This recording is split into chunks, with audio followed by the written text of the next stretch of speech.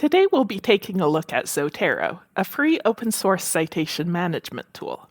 In this lesson, we'll learn how to download and install Zotero, how to download and install Zotero Connector, and how to get started using Zotero. Zotero is available for Windows, Mac, Linux, and iOS by going to zotero.org. Follow the download link for the operating system you're using. Now install the software. If you have a computer issued to you as a Marquette employee, it may ask you for your administrator credentials, but actually if you cancel when it asks for administrator credentials, you'll still be able to install Zotero. Next, let's install Zotero Connector.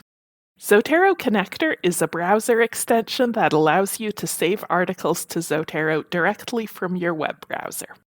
Zotero Connector is available for Chrome, Firefox, Edge, and Safari.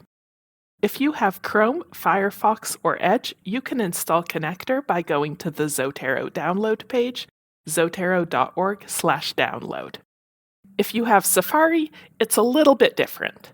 Connector for Safari is automatically included when you download Zotero, but you'll need to go to Settings in Safari, then Extensions, and enable it from there. Now that you've installed Zotero and Zotero Connector, you can start adding and organizing your documents. You'll start out with an empty library.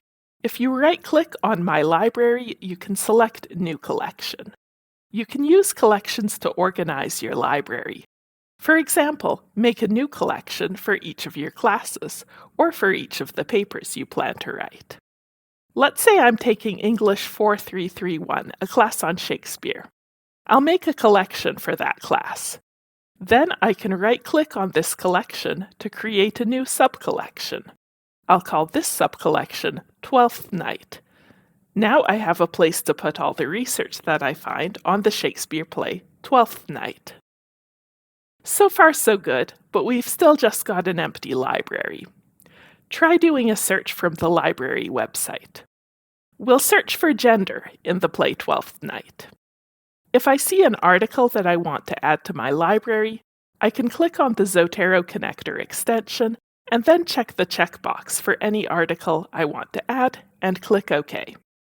This will add the new articles to the collection I currently have open. Now let's look at this article in Zotero. I can see some basic data about the article in the pane at the right: the author, the journal, the date of publication. This is also where I can edit that information if there's anything I need to correct. I can also see some tags that have been added by the author or the journal to tell us what subjects the article covers. You can add your own tags by clicking the tag icon on the right side of the screen. This is great as an additional way to keep your articles organized. Can we see the article itself? Well, right-click on the article title and then click Find Full Text. When you do that, Zotero will search for a PDF of the article. This doesn't always work, but it's a useful thing to try, especially for open access articles. Now we can double-click on the article to get the PDF. If Zotero doesn't find the PDF, double-clicking the article will follow the link in the DOI if there is one. Usually this will bring up the article at the publisher's website. If Zotero didn't find a PDF, you can still attach it yourself. Just download the PDF from the library website or the publisher's website. Now click the article in Zotero and click the Add Attachment button. You can search your library for the PDF and attach it there.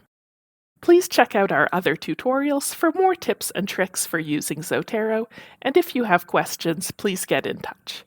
You can chat with a librarian, email us, or schedule an appointment to meet with a librarian in person or virtually to help with your research needs.